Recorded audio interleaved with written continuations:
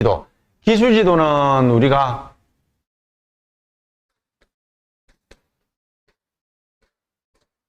기술 지도 하는데 이제 40억 이하, 40억 이상. 이제 우리가 기술 지도, 이것도 알아야 돼요. 이것도 어느 정도는 100% 알아야 되죠. 우리가 지금 하는 업무가 이 업무를 하기 위해서 하는 건데, 이 업무에 대해서 모르면 안 되는 거죠. 기본 중에 기본이라고 또 이야기를 할 수가 있습니다. 산업안전 기술 지도를 하기 위해서 하는 건데, 그래서 이제 우리가 40억 이하, 40억 이상의 구분이 있는데, 40억 이상은 우리가 지도사나 건설안전 기술사가 나가줘야 돼요. 기본적으로 우리가 기술 지도는 한 달에 2회 이상이죠. 15일 이내마다 1회 이상을 나가줘야 돼요. 15일 이내마다 1회 이상 나가줘야 돼요. 그리고 이제 올 7월 달부터는 50억 이상은 안전관리자를 배치를 하기 때문에 안전관리자가 있는 현장은 안 나가도 됩니다. 그래서 50억 이하 현장에 나가줘야 돼요. 이제 50억 이하 현장에. 그리고 이제 2회 이상이, 한 달에 2회 이상이기 때문에 15일 이내마다 나가줘야 돼요. 그러면 그 15일 이내를 어떻게 산정하느냐? 봉사기간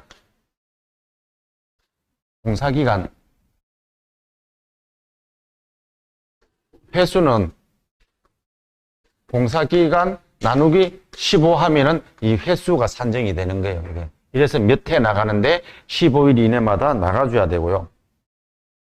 그 다음에 이제 40억 이하라고 했으니까 40억 이하 현장은 40억 이하 현장은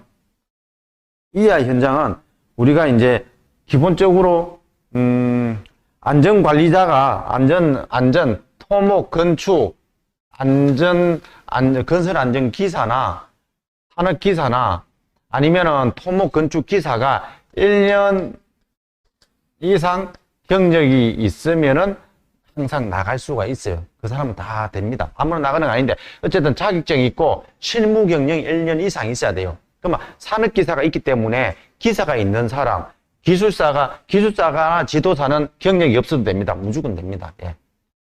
이 40억 이하라도 기술사가 계속 나가도 되는 거죠. 그건 상관이 없는 거죠. 예. 이거는 그러니까 모든 사람 다 나갈 수 있는 거예요. 그렇게 이제 되는 거고요. 그 다음에 이제 40억 이상은 얘는 8회 중 7회 40억 이하는 8회 여기 이제 이게 좀 애매한 게 적으려면 애매하긴 한데 여기에 40억 이상은 8회 중 1회는 기술사나 지도사가 방문을 해야 된다는 거죠. 8회 중 1회. 그러니까 8회 중 7회는 일반 자격이 있는 사람이 나가야 되는 거고요. 요거는 갈로 치주면 되고 약간 중복이 되기 때문에 애매한 부분이 있어요. 결국은 이제 여기에 8회 중 1회는 기술사나 지도사가 나가야 된다는 겁니다. 요 부분은 여기 해당되는 거죠. 예, 그렇게 이제 이해를 하시면 될 듯 합니다. 그리고 이제 조기 준공 등을 하는 경우 공사 감독 과정의 승인을 받아 횟수를 조정할 수 있다. 그리고 이 부분은 지금 어디하고 계약을 합니까? 작년까지만 해도 시공사하고 계약을 했는데 지금은 발주자하고 계약을 하는 거죠. 발주자하고 계약을 합니다. 직접적으로 발주자하고 계약을 해서 시행을 하는 겁니다. 그래서 이제 제한, 월 80회까지 나가야 돼요. 월 80회. 한 사람이, 여기에 해당하는 사람이 이 한 사람, 그러니까 이 사람이다. 어쨌든 기술 지도 하는 사람 그 담당자가 한 월에 80개까지만 나가야 돼요. 80회. 그러니까 하루에 4회에 곱하기 20일 해가지고 80회가 나온 거거든요. 하루에 4회입니다. 4회 이상 나가면 안 돼요. 예, 그렇게 해서 이제 보고서를 작성을 해서 우리가 비치를 해놔야 됩니다. 그 다음에 이제 우리가 거푸집 지보공. 동바리를 말하는 거죠. 하중. 5가지. 그리고 급부집 지보공에 대한 하중 5가지. 예. 우리가 급부집 지보공이니까 지보공이라는 동바리를 이야기하기 때문에 항상 슬라브를 우리가 지지를 하는 걸 말하는 거죠. 이렇게 해서 우리가 기초를 먼저 시공을 해놓고 일반적으로 공종을 알아야 돼요. 이게. 그 다음에 우리가 안에 급부집이 되고요. 올려서 이렇게 대매우기를 좀 하고 하죠. 대매우기를 하고, 그 다음에 이제 급부집이 되고, 안에 합판을 대고 이제 동바리를 설치를 합니다. 이렇게. 동바리를 설치를 해서 시스템 동바리를 또 이렇게 설치를 하죠. 이렇게. 그래서 여기에 이제 버팀대로 이렇게 되고, 여기도 이제 급부집이니까 버팀대를 대고요. 이 타일 볼트로 이렇게 묶죠. 이렇게 타일 볼트로 이렇게 되어 있습니다. 급부집.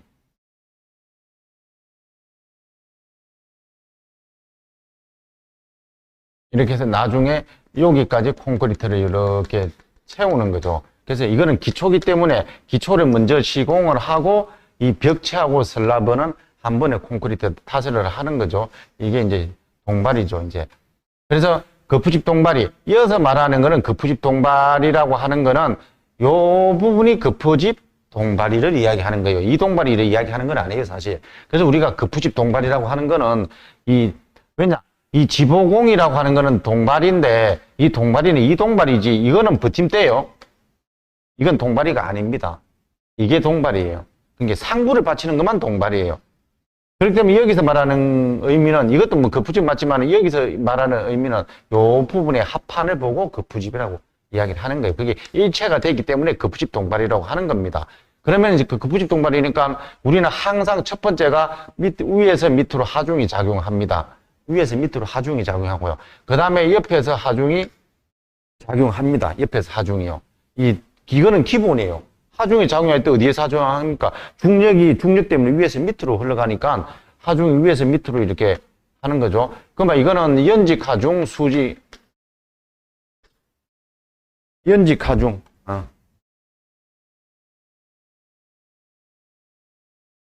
연직 하중은 여기가 지구가 여기 있으면 지구가 여기 중간이잖아요.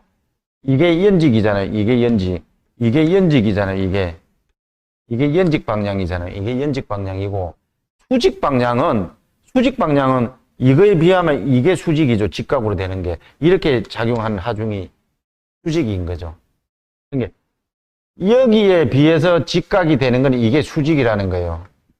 그래서 우리가 막 혼용으로 사용하긴 한데 개념은 약간 틀린 거예요. 그러니까 이걸 수직 방향으로 적어도 뭐 크게 틀리다라고는 이야기 안 할 수는 있는데, 수직은 어떤 면에 대해서 그냥 직각인 걸 보고 수직이라고 이야기하기 때문에, 그래서 우리가 이 연직 하중이라고 하는 거. 어떤 데 보면 수직 하중도 적혀 있는데 그거는 안 맞는 말이에요, 사실은요. 네. 어쨌든 이제 여기는 수직 하중, 여기는 횡방향 하중, 이렇게 이제 기본적인 거는 있어요. 그리고 이제 우리가 이 콘크리트를 탓을 하다 이제 이렇게 범벅가에 의해서 우리가 이어서 콘크리트가 나옵니다. 그러면 일시로 이 치면은 얘가 떨어지면서 충격도 하고 얘가 올라가면은 탓을 해가면은 여기에 처갑이 이렇게 하중이 이렇게 걸려. 이렇게 하중 표시할 때는 이렇게 표시를 하는데, 처갑이 걸리면은 이게 왜냐, 이 급부집에 콘크리트가 차면은 얘가 이쪽으로 하려고 하는 처갑이 걸리는 거죠. 처갑 급부집에. 그래서 처갑도 하나의 하중이기 때문에, 압력이 있기 때문에 하중, 연직 하중, 횡방향 하중, 처갑, 하중. 그 다음에 이제 기타 탓을 하는데 뭐 어떤 여기에 눈이 온다든지 적설 하중이 온다든지 어떤 기타 등등의 이거 이외에 추가적인 어떤 하중이 있는 거는 특수 하중이에요. 이제 그렇게 이제 보시면 되는 겁니다. 예, 그래 특수 하중. 그리고 연직 하중에는 우리가 이제 뭐 작업원의 인원, 요 콘크리트의 하중, 그리고 철근의 하중, 그리고 이 위에 바이브레다, 진동기, 기계, 기구 등의 하중, 사람들이 왔다 갔다 하면 충격 하중, 이런 게 이제 연직 하중이고요. 횡방향 하중은 횡방향으로 어떤 충격에 대한 하중, 뭐 또 풍압, 바람에 대한 풍압, 지진, 이런 게 횡방향 하중이고요. 여기 기타 이제 적설 하중, 뭐 기타 등등의 하중이 특수 하중이고요. 그래서 이거는 특수 하중 있고, 그 다음에 이제 우리가 요거에 대한 1, 2, 3, 4에 대한 안전율을 고려한 하중, 안전율을 고려한 하중, 그렇게 이제 요런 거는 요거 그대로 이렇게 어느 정도는 의미 있게 적어줘야 돼요. 막 바꾸면 안 된다라는 거예요.